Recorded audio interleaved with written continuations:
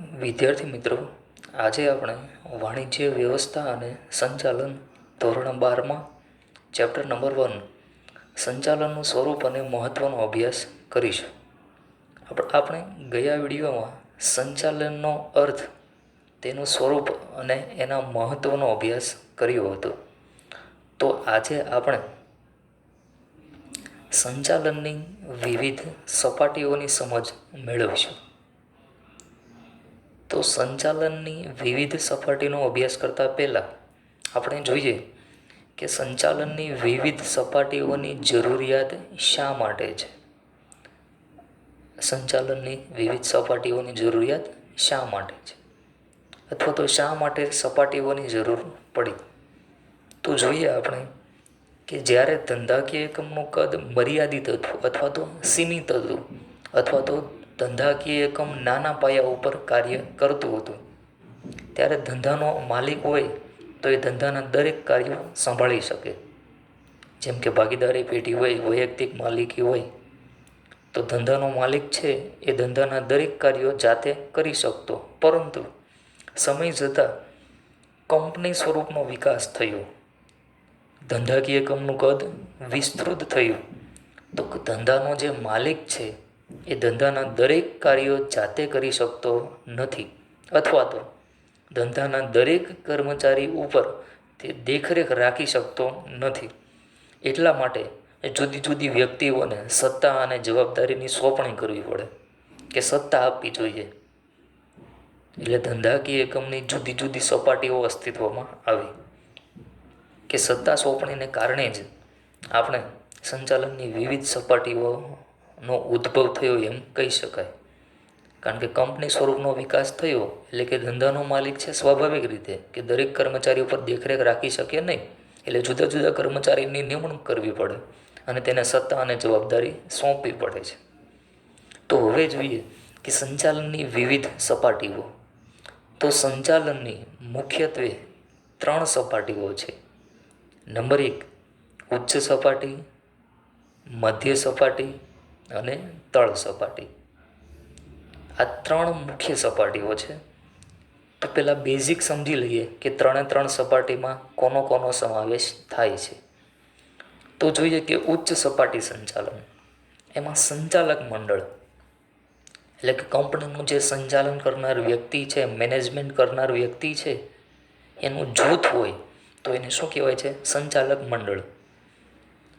Managing director, general manager એટલે કે સામાન્ય મેનેજર, અથવા તો કંપનીના ડિરેક્ટરો હોય કે કંપનીના માલિકોએ પોતાના વતી ધંધાનું સંચાલન કરવા માટે અથવા તો ધંધાનો વહીવટ કરવા માટે અમુક વ્યક્તિઓની નિમણૂક કરે છે. તો એ શું છે? ડિરેક્ટર અને જનરલ મેનેજર. તો એ ધંધાના માલિક વતી શું કરે છે? ધંધાનો બધો જ વહીવટ. પછી છે મધ્ય સપાટી. તો મધ્ય સપાટી એમાં કોનો સમાવેશ થાય?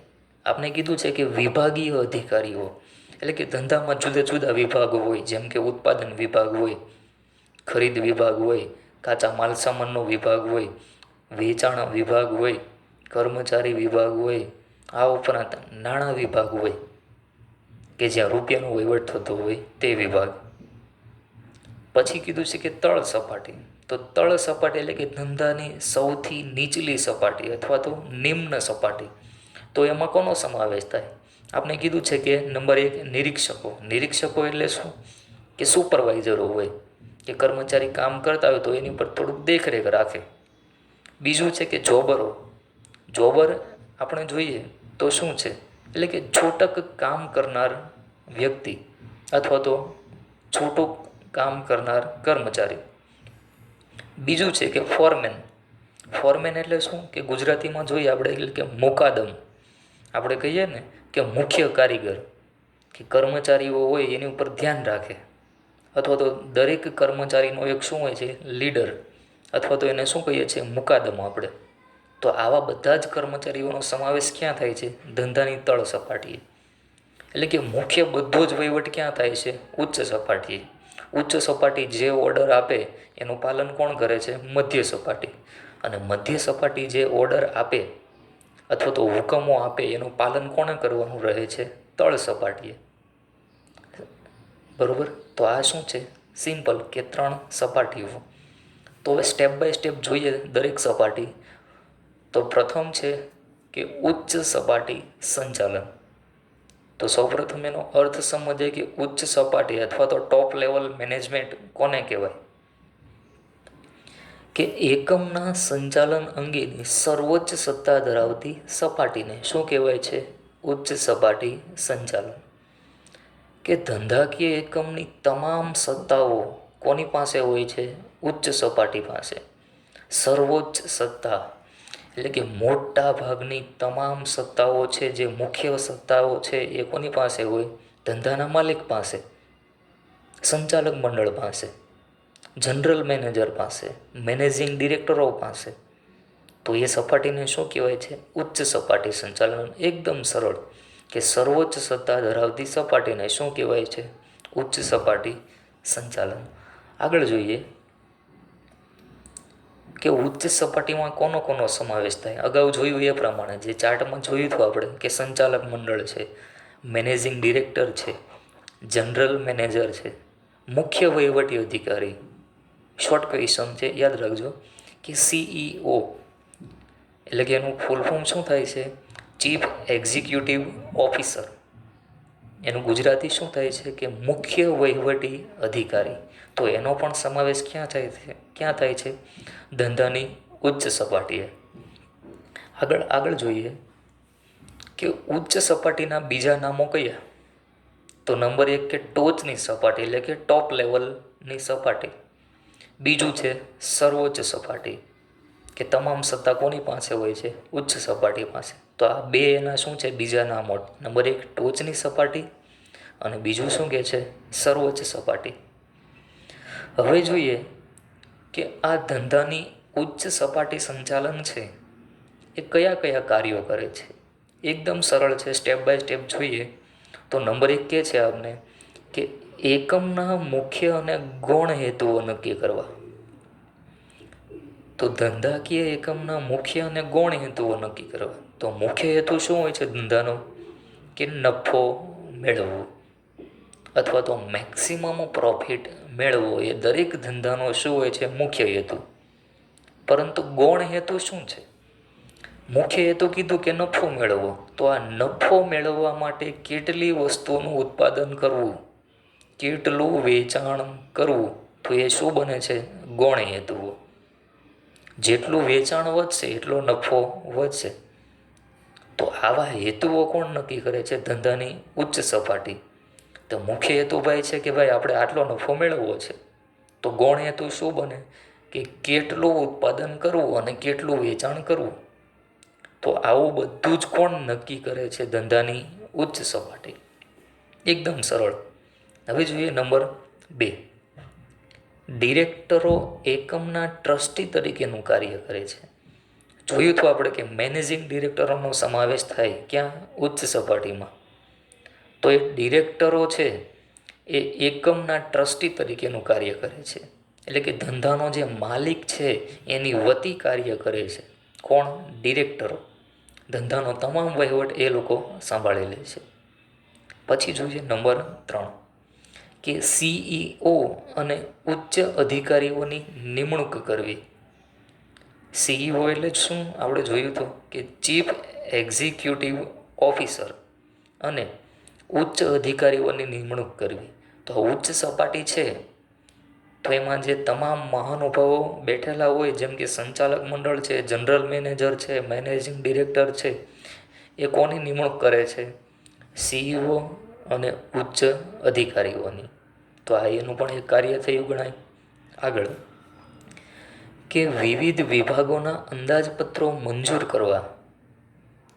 ધંધાની જે નીચલી સપાટીઓ છે એ પોતાના અંદાજપત્રો તૈયાર કરે. જેમ કે ખરીદ વિભાગ છે તો એને વર્ષ દરમિયાન કેટલા રૂપિયાની જરૂરિયાત રહેશે, કેટલો ખર્ચ કરશે. બીજું છે ઉત્પાદન વિભાગ, તો વસ્તુનું ઉત્પાદન કરવા માટે એને કેટલો ખર્ચ કરવો પડશે, અંદાજિત કેટલી આવક મેળવી શકશે.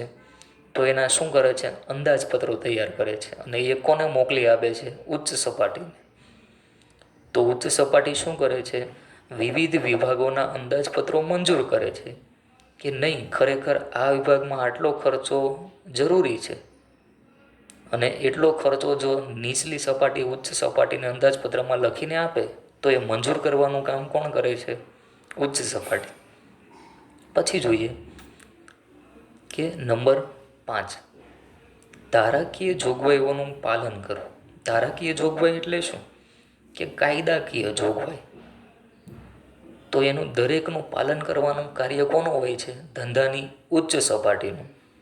જેમ કે ધંધાકીય એકમ આવેદનપત્ર તૈયાર કરે, નિયમનપત્ર તૈયાર કરે, એટલે કે આર્ટિકલ ઓફ એસોસિએશન અને મેમોરેન્ડમ ઓફ એસોસિએશન તૈયાર કરે છે.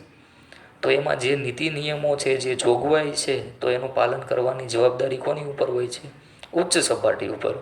અથવા તો દેશમાં જે કાયદો વ્યવસ્થા છે, કંપની ધારાની જોગવાઈ છે, તો એનું પાલન પણ કરવાની જવાબદારી કોની છે? ધંધાની ઉચ્ચ સપાટીની. તો આ એનું કાર્ય થયું કે ધારાકીય જોગવાઈનું પાલન કરવું. હવે જોઈએ નંબર નેક્સ્ટ. શું કહે છે કે વિવિધ વર્ગોના હિતોની જાળવણી કરવી. તો ધંધા સાથે જુદા જુદા પક્ષકારો સંકળાયેલા હોય છે. જેમ કે આપને રૂપિયા પૂરા પાડનાર અથવા તો વ્યાજે રૂપિયા આપનાર બેંક છે, લેણદારો છે, કાચો માલ સામાન પૂરો પાડનાર વ્યક્તિ છે.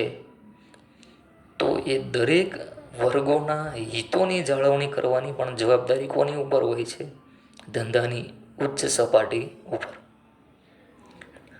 નેક્સ્ટ જોઈએ કે લાંબા ગાળાનું આયોજન કરવું. તો આયોજન સ્વાભાવિક રીતે કે ઉચ્ચ સપાટી જ કરે, કારણ કે ધંધાની તમામ સત્તા એની પાસે છે.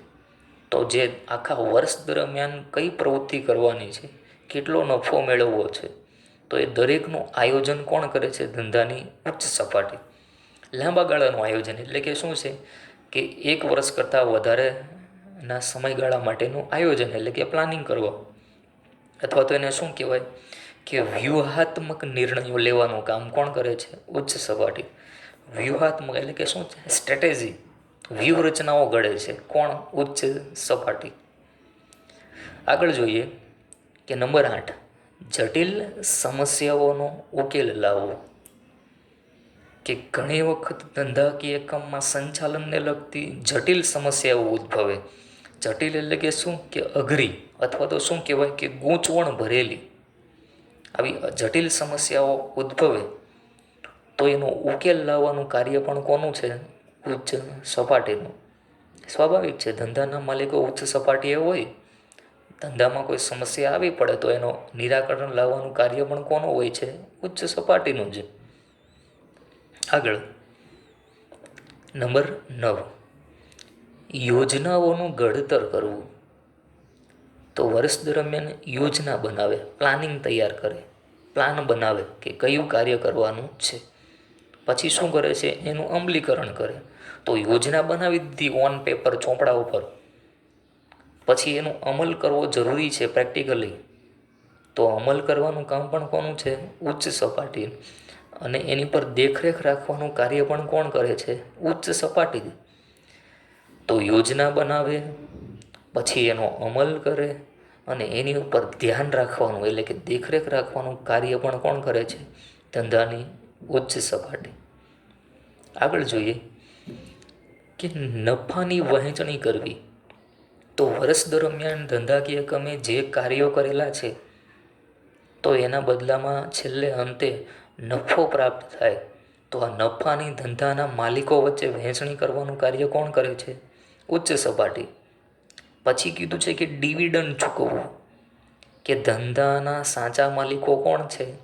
ઇક્વિટી શેર હોલ્ડરો. તો આ ઇક્વિટી શેર હોલ્ડરોને વર્ષ દરમિયાન એણે આપણી કંપનીમાં રૂપિયા રોકેલા છે, તો બદલામાં એને વળતર સ્વરૂપે શું ચૂકવવામાં આવે છે? ડિવિડન્ડ. તો આ ડિવિડન્ડ ચૂકવવાનું કાર્ય પણ કોનું છે? ઉચ્ચ સપાટીનું. પછી કીધું છે કે અનામત. તો કંપની શું કરે છે? વર્ષ દરમિયાન જે નફો પ્રાપ્ત થાય એ બધો જ નફો શેર હોલ્ડરો વચ્ચે વહેંચી દેતી નથી, પરંતુ એમાંથી અમુક ટકા અનામત ભંડોળ ખાતે લઈ જાય. જેમ તમે એકાઉન્ટમાં ભણો છો કે અનામત ભંડોળ ખાતે આટલી રકમ લઈ ગયા, તો કંપની એ જ કરે છે કે ભવિષ્યમાં આકસ્મિક જરૂરિયાત ઉદ્ભવે તો આ અનામતમાં મૂકેલી રકમ કામ લાગે. એટલે કે અનામત ભંડોળ ખાતે કેટલી રકમ લઈ જવી એ પણ કોણ નક્કી કરે છે? ઉચ્ચ સપાટી. પછી કીધું કે નફાનું પુનઃરોકાણ કરવાનું કાર્ય કરે. પુનઃરોકાણ એટલે શું? કે વર્ષ દરમિયાન જે નફો પ્રાપ્ત થયો વર્ષના અંતે, તો એ નફામાંથી કેટલા ટકા નફો ધંધામાં જ રોકવો છે, તો એ નક્કી કરવાનું કામ કોનું છે? ઉચ્ચ સપાટી સંચાલન. પછી જોઈએ 11, પ્રવૃત્તિઓને લગતા અહેવાલોનો અભ્યાસ કરવો. તો વિવિધ પ્રવૃત્તિઓને લગતા અહેવાલોનો અભ્યાસ કરી જરૂરી સૂચના આપવાનું કામ કોણ કરે છે? ઉચ્ચ સપાટી. તો જે ધંધાની નીચલી 6 સપાટીઓ છે એ પોતાની પ્રવૃત્તિઓના અહેવાલો બનાવીને કોને મોકલશે? ઉચ્ચ સપાટીને.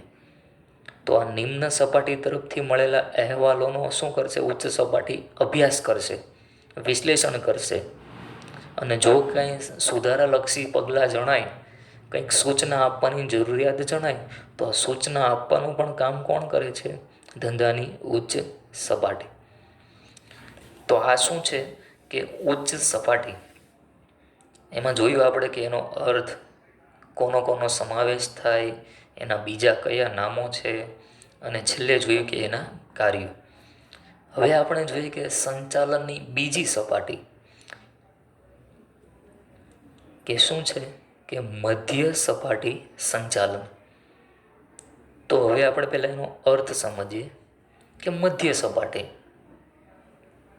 જે ચાર્ટ હતો એની ઉપરથી જ આપણે એની ડેફિનેશન બનાવી શકીએ. તો શું કહે છે કે ઉચ્ચ સપાટી અને તળ સપાટીને જોડતી સપાટીને શું કહેવાય છે?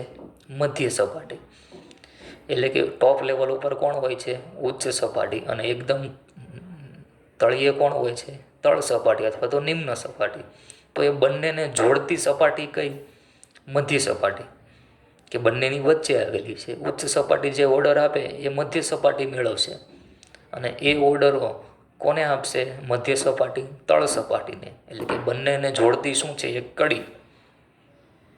કોણ? મધ્ય સપાટી સંચાલન. એટલે કે મધ્ય સપાટી સંચાલન એ ઉચ્ચ સપાટી સંચાલન અને તળ સપાટી સંચાલન વચ્ચેની સાંકળ છે. બંનેને જોડતી એક શું છે? સાંકળ. હવે જોઈએ આગળ કે મધ્ય સપાટીમાં કોનો સમાવેશ થાય? તો મધ્ય સપાટીમાં આપણે જોઈએ કે ખાતાવર અધિકારીઓનો સમાવેશ થાય. ખાતાવર અધિકારીઓ એટલે એને શું કહેવાય છે? કે વિભાગીય અધિકારીઓ. જેમ કે ધંધામાં જુદા જુદા વિભાગો હોય છે. નાણાં વિભાગ હોય છે, ઉત્પાદન વિભાગ હોય, ખરીદ વિભાગ હોય. તો આ દરેક વિભાગનો એક શું હોય છે? મુખ્ય અધિકારી. તો આવા મુખ્ય અધિકારીઓનો સમાવેશ ક્યાં થાય છે? મધ્ય સપાટીમાં. પછી કીધું કે નિષ્ણાંતોનો સમાવેશ થાય. નિષ્ણાંતો એટલે શું? કે એક્સપર્ટ.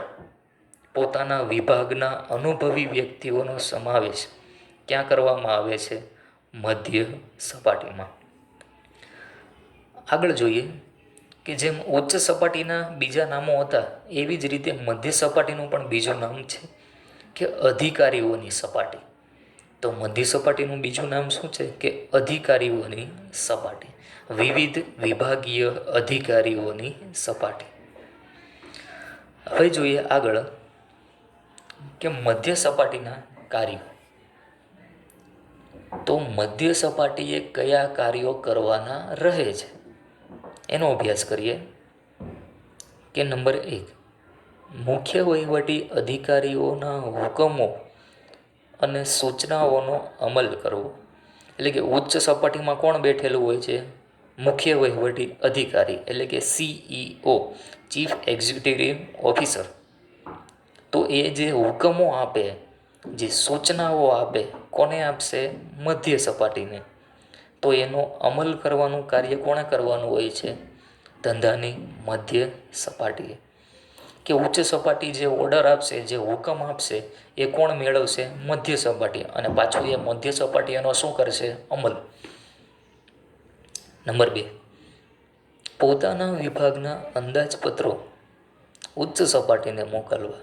તો આપણે જોયેલું કે ઉચ્ચ સપાટી શું કાર્ય કરે છે કે વિવિધ વિભાગોના અંદાજપત્રો મંજૂર કરે છે, પણ મંજૂર કરતાં પહેલાં પોતાની સપાટીએ અંદાજપત્રો કોને મોકલવા પડે છે?